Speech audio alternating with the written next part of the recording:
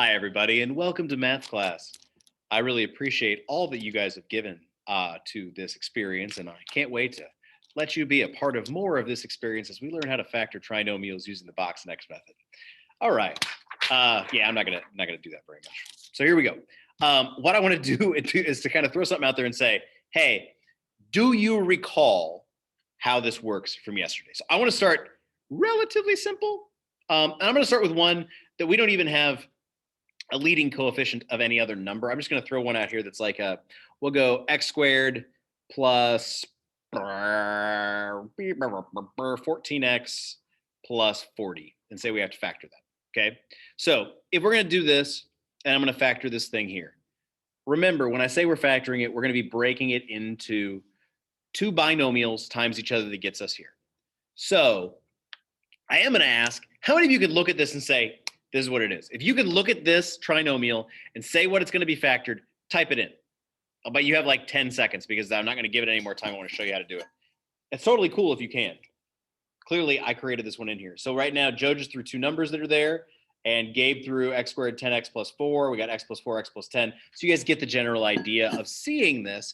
This is a really easy way for us to be able to do some of the ones when we have what we call the leading coefficient of 1. And I'm going to show you about that in just a second. So I'll use this to sort of remind us of the box and the x method, but it isn't too difficult for us to use. So again, if I'm doing this, I'll throw down a box and an x down here. And these, because a lot of you guys are in biology, this does look very much like a Punnett square.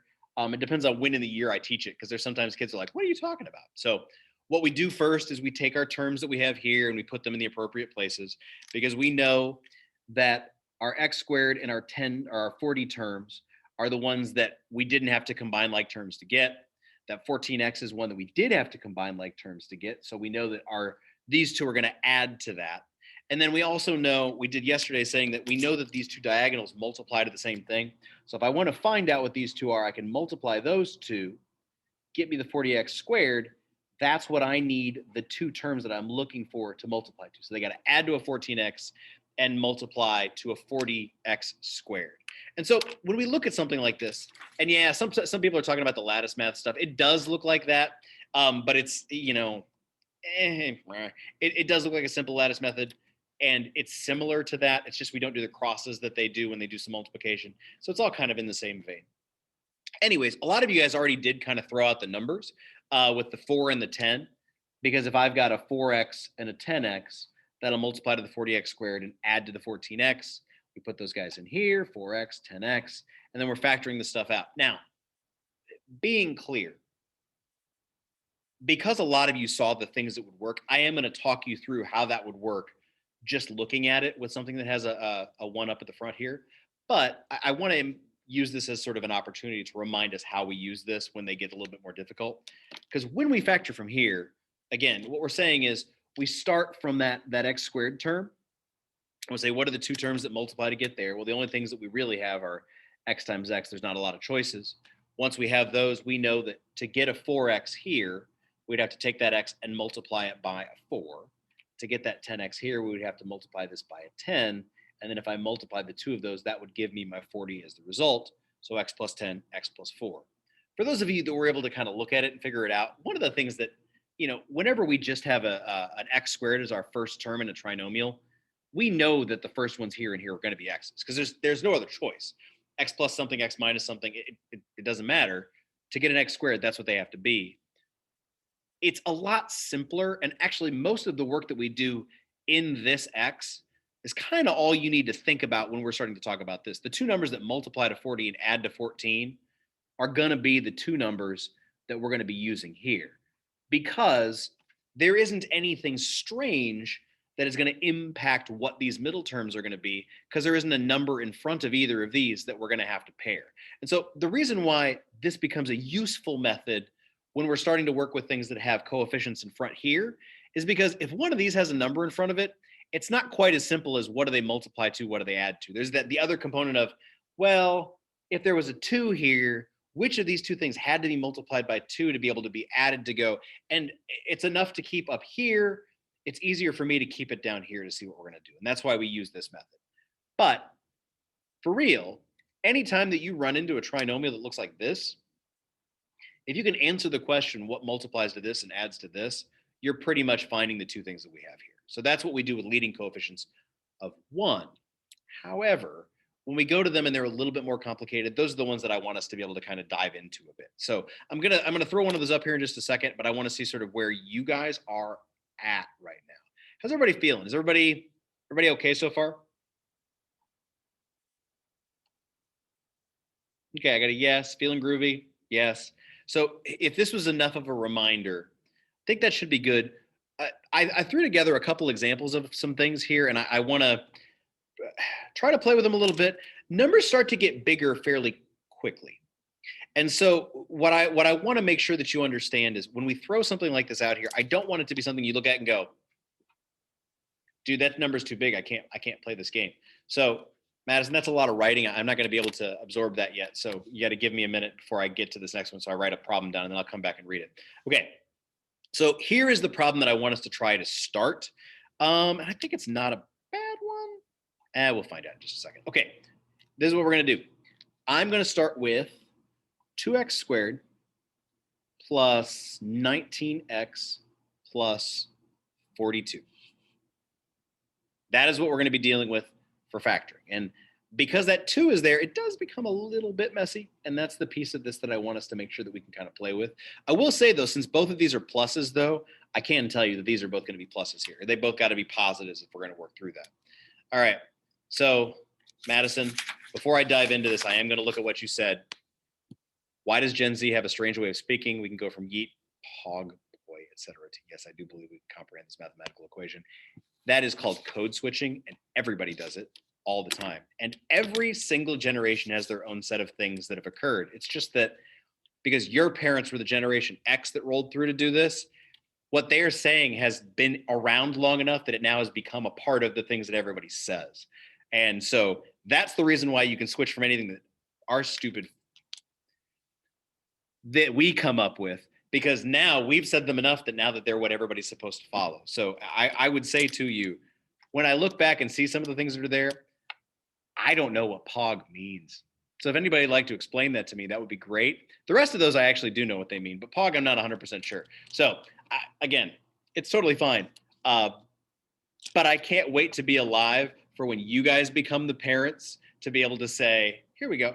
Listen, V, you say you've explained that to me, and I respect that. It doesn't mean I remember it. I haven't used it in a sentence. I mean, it's not like something that it's going to be there. So when we say that, I just want to make sure. So it means like cool or rad. That's what it means. Okay. Pog, boy. All right. What's the best is when old people do things like what I just did there. Because, what you can do is look at an old person and go, and that's anytime you can just shake your head without saying anything, that's the worst thing you can do to an adult, for real, because they'll feel judged. If you guys are actually middle school students, it'd be worse, because to be judged by a group of high school students, you guys are getting closer to looking like adults. So we're kind of like, I don't have to listen to you. Middle school students, though, when they shake their head at you, you're like, a whole group of children are looking at me. I don't even know what to do. So just as you get older, it's not going to be as effective. While you still look young, shake your head as many adults as you can. Remember, guys, this is being recorded.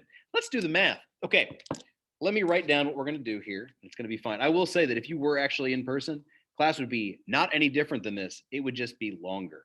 We would just have 50 minutes to go through all of the rants and ramblings as opposed to 34. So, okay, here's what we got to do. Let's make our box.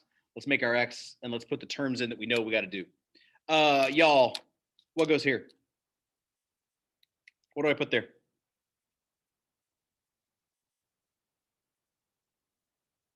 Dominic, it does look like a face, but we've got to fill it in. What do we put here? 2x squared. Cool. What do I put here?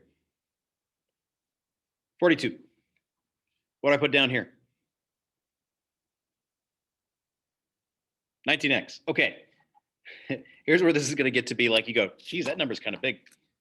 If I multiply the two of these, 42 times 2x squared, I am going to get 84x squared. And that is what these two things are going to have to multiply to. They got to add to 19x and multiply to 84x squared. Now, listen.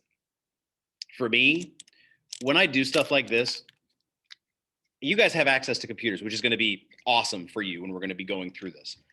If you're going to try to find two things that multiply to this and add to this is really where you want to start. So if I'm looking at 84 and I want to figure out all of the factor pairs that exist for something like that, first off, please know that you can do this. There have been times where the numbers have been large that I don't know them. I go to the computer, I write, what are the factor pairs for 84? And it goes, boop, boop, boop, boop, and it tells me what they are. And I can say, oh, there's the pair I'm looking for. They do make sheets. I think I actually have one here someplace. Man, my desk is a hot mess. You know what? We're going to pretend like I didn't even say that because I don't know if I can find one. Good God. Like I literally had it. There it is. Sorry. Be right back. There are sheets like this out on the internet where it's just all of the factor pairs of everything that would end up working. 10 and 8.5. How dare you? Okay. So when we look at what we have here, you have a place where you can list them all. And so like 84 got a crap load, right? But if we're looking at this, we know that they have to add up to 19. So the great thing is I can just look down a list like this and go, yeah, they're not these. 6 and 14 adds up to 20, so that's close. 7 and 12, gotta be it. 7 and 12 are the two that if I use those, that would work out. And so if you did type that into the computer and ask for the factor pairs, they would give you all of these, and they'd probably give them to you as like points where they'd go like 1, 84, 2, 42. Totally doesn't matter, but this is the way that I do it if I'm going to be factoring these things relatively quickly, because the numbers get too big and they're too hard to kind of figure out. But if I know that a 7x and a 12x is going to work, now I'm in good shape. And I can use the technology at my disposal to be able to help me out. Now, I got crap loads of these in class. And if you were here, I'd say here, if you need something to sort of get a couple ideas, there you go. But ultimately, what we're looking for is, can you figure these things out? All right, y'all, now it's time to factor. So if we're going to do that, let's start with our 2x squared. We know it's going to be x and x, so that part's not a problem. Is the 2 going to be on the top or on the side, and why? That's the question, because if it's going to multiply to the 2 people said top immediately. Why would it be on the top as opposed to the side? Dominic says because of the 12x. Yeah, the 2 goes into the 12x. Does the 2 go into the 7x? Nope. That 7's prime. Nothing's going to go into that except for a 1. So if I put the 2 up here, this works with my other 2 over here as well. So 2x has to multiply by 6 to get to the 12x. X has to multiply by 7 to get to the 7x. And that bottom corner is 42. So now we got x plus 6 and 2x plus 7 as our factored trinomial. Okay, so this is the sort of thing, these are the places where things get a little bit more complicated, is when you're looking for the numbers to be a little bit larger. We've got to kind of work through and figure out the right way to do that. So give me a 1 to 5 as well, where you're at with this. With this type of problem and what we did for the process, throw out a 1 to 5 to say the process is there and where you guys are at, so I can kind of see what this is. Because I've got like 15 examples written down, and depending on how much of this we can really feel like we get, there's a couple things that I can lead into that we're going to get into next week, but I really just want to kind of roll through this. Elizabeth, don't worry about it. The fact that your computer died, I get it. So is there an equation that is, hold on, somebody wrote this privately to me, and I want to make sure. Is there an equation that is straightforward to solve these? The question that you asked is not entirely fair. Somebody asked, is there an equation to solve these that's straightforward? The answer to that question is not straightforward. There is a way to do this, but it's not as straightforward as I would like without kind of building it up. So I'm going to spend a little time doing that. It's called the quadratic formula, and it is something that we're going to work with to solve these. But yeah, and as long as you can explain what your process is, like if there's a way that you're doing it to go from this to this, if there's a place that I was going to ask you about it to say, okay, well, how did you get the 7 and the 6? How did you get these? As long as you're able to answer those questions, I'm showing you this because it is a format that works for all of these types of problems. And generally finding one of those is a difficult thing. If you have another way of doing it, that's cool. I just need you to be able to get to a point where if we're doing this on a test where it's like, show me what the work is for this, you got to somehow write down what it is that you're going to do. Okay, here's what we're going to do. And again, taking a while to solve these, I get it. We're not going to throw like a million of these at you. That's old math. That's the way that this stuff used to work. That is not what we're going to do now. Let's try this one. We'll get another 19 here. 6x squared plus 19x plus 15. Okay, y'all.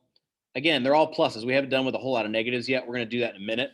So if I'm going to go through and do the box and the x, It's going to be fine. I will tell you, to tell you the process that I had to go through when I was learning how to do this in the first place, what we would have to do is the following. We would go, all right, well, we know that there's an x here. We know there's an x here because we got an x squared.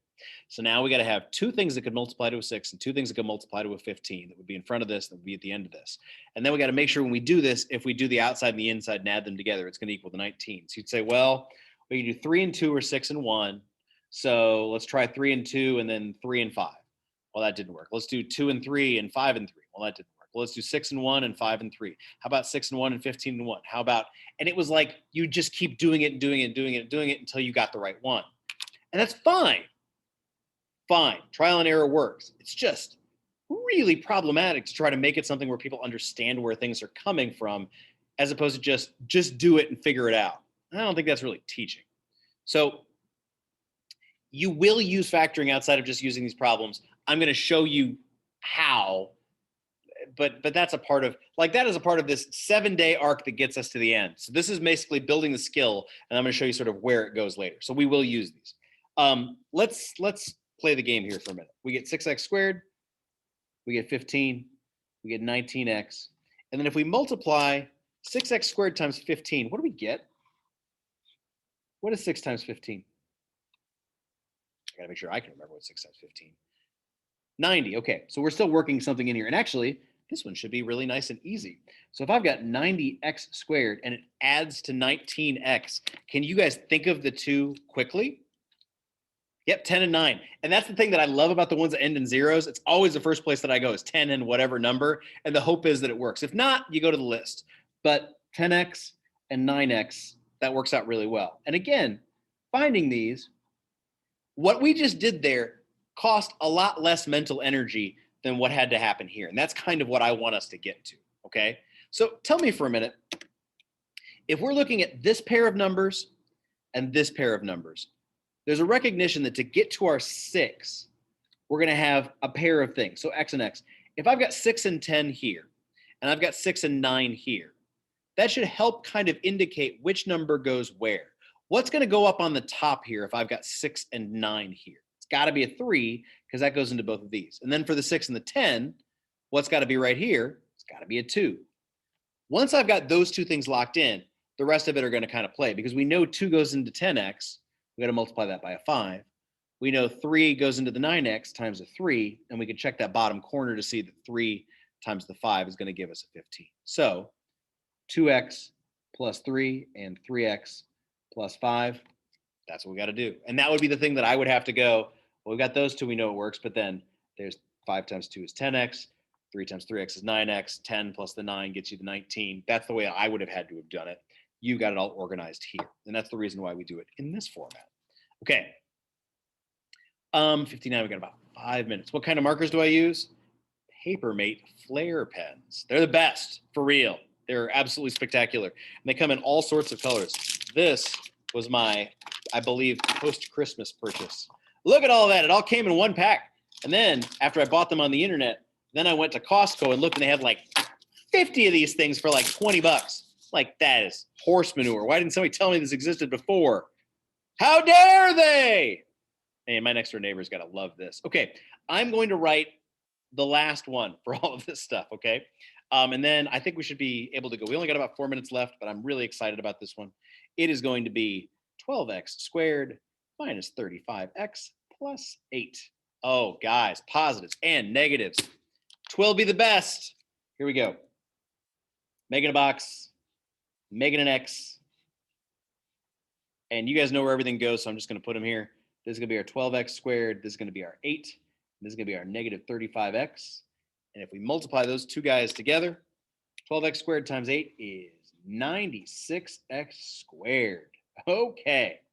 The one thing I need us to think of, what if it's x to the third or x to the fourth power? Not something we're going to be factoring with trinomials right now, but if you have an x to the third or an x to the fourth, the only thing I can think of is that there would be a greatest common factor to take out, and they would all have x's that we would have to factor out first.